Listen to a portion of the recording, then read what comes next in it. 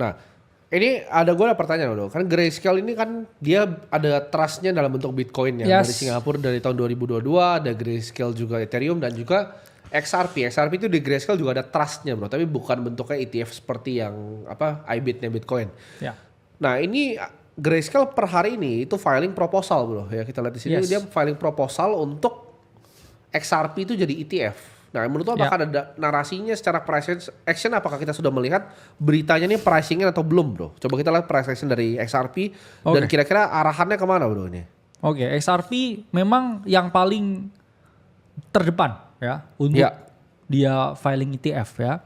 Ini pun kita juga bisa ya lihat data tentang ETF application are eating the world ya. Dimana data dari Kaiko bro ini menunjukkan bahwa banyak sekali aktif crypto ETF filing. Tapi yang paling dominan itu adalah Solana dan XRP. Ya, mereka nggak hanya filing spot ETF tapi juga futures ETF. Jadi mereka filing combo spot dan juga futures. Jadi di sini ya antara Solana dan XRP itu yang paling most likely habis ini dapat yang namanya ETF. Jadi antara dua itu. Tapi kita bilang ya the law of diminishing ETF pump lah kita bilangnya. Karena awalnya Bitcoin dapat approval ETF, pumpnya luar biasa. Kemudian Ethereum dapat ETF, pumpnya oke, ya. Tapi XRP dan juga Solana ini saya nggak tahu dengan dia dapat ETF yang di-approve, apakah pumpnya akan segila Bitcoin dan juga Ethereum, ya. Karena sekarang kalau kita lihat price action, ya, XRP juga masih belum kemana-mana ya. Terakhir kita bahas XRP di 2,4 dan it was a perfect bounce. Tapi sekarang pun ya kita juga masih flowing ya dia.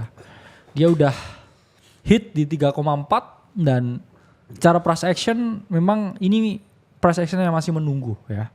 Menunggu sesuatu ya untuk dia next naratif buat dia naik lebih tinggi lagi. Nah, ini ada satu berita yang luar biasa, bro. Apollo adalah sebuah investment firm ya, teman-teman, dengan 730 billion dollar di AUM-nya. Dia offering investor a new tokenized private credit fund ya, dengan Akret ya, feeder fund-nya. Jadi ini kan narasi tokenisasi yang dibawain sama BlackRock ya, di mana semua akan ditokenisasi dan ini private credit pertama, bro, fund, dan dia akan bikin ini di atas blockchain Solana. Ya. Dan akan dibantu dibuild sama yang punya Kraken, exchange crypto. Gimana menurut lo? Apakah ini justru akan jadi, karena dia diversified credit fund-nya itu 1,2 billion nih based on Bloomberg datanya ya. The fund delivered 11,7% return ya compared dengan 4,5% di US Treasuries. Jadi fund itu fund private credit. Jadi untuk teman-teman yang nggak tahu, private credit itu contohnya macam-macam ya. Private credit itu bisa bahkan ada kayak litigasi, bro. Jadi orang litigasi dihutangin buat nyelesain litigasinya, dapat duitnya bisa balik. Macam-macam. Dan ini akan dia tokenisasi menggunakan blockchain Solana. Apakah akan ada dampaknya, bro, ke Solana? Ya. Kok makin banyak yang bikin di Solana bukan di ETH lagi nih kayaknya? Solana memang secara keseluruhan ya. Jadi bukan retail friendly, bro, kayaknya Solana, tapi institutional friendly sekarang. Udah OTW ke institutional friendly, iya ya. Karena apa? Datanya kalau kita lihat ya memang dalam jangka panjang ya. Udah mulai ya mendekati infrastruktur building ya untuk berbagai institusi ya. Solana. Udah mendekati Ethereum. Dan memang integrasi itu adalah hal yang positif ya. Karena kemarin juga ya, Phantom Wallet itu udah terintegrasi dengan jaringan Sui, bro. Jadi berbagai ekosistem di Sui ya ini makin lama juga akan getting more bits ya. Dan inti dari kripto ya, kalau mereka nggak terintegrasi dengan baik ya mereka akan tertinggal dan mereka juga mungkin lama-kelamaan juga nggak akan bisa bertahan ya. Karena ini kalau kita lihat ya data dari Messari, ini Depin Project per Q4 2024 itu sudah lebih banyak dibangun di Solana daripada Ethereum. Yang mana kita tahu Depin, Decentralized Physical Infrastructure, itu merupakan narasi yang memiliki real use case yang saya bilang paling besar untuk saat ini. Ya. 78 project itu sudah dibangun di atas jaringan Solana.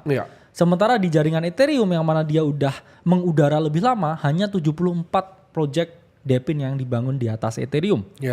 Solana sudah mulai memperoleh adopsi ya, karena kita kan juga tahu ya Render itu juga migrasi tuh Ya, dari Ethereum ke Solana ya. Dia kayak udah capek ya bayar gas fee-nya mahal, betul. proyeknya nggak dibener-benerin, komunitasnya udah mulai nyerah. Akhirnya Render juga ke Solana ya. Tapi bukti bahwa Ya. institusi lebih suka Solana kayaknya dibantah ya bro sama Apollo ini. Karena Apollo ini household name ya di dunia hedge fund ya. Dia salah satu yang paling besar. Levelnya ini sebenarnya dekat ke BlackRock teman-teman. Aset under management besar sekali ya. Tapi dia global credit banyak mainnya. Jadi kalau orang bilang decentralized finance dan lending, this is the biggest TradFi punya. Dan dia udah lebih melirik blockchainnya Solana dibanding Ethereum ya di dunia sekarang.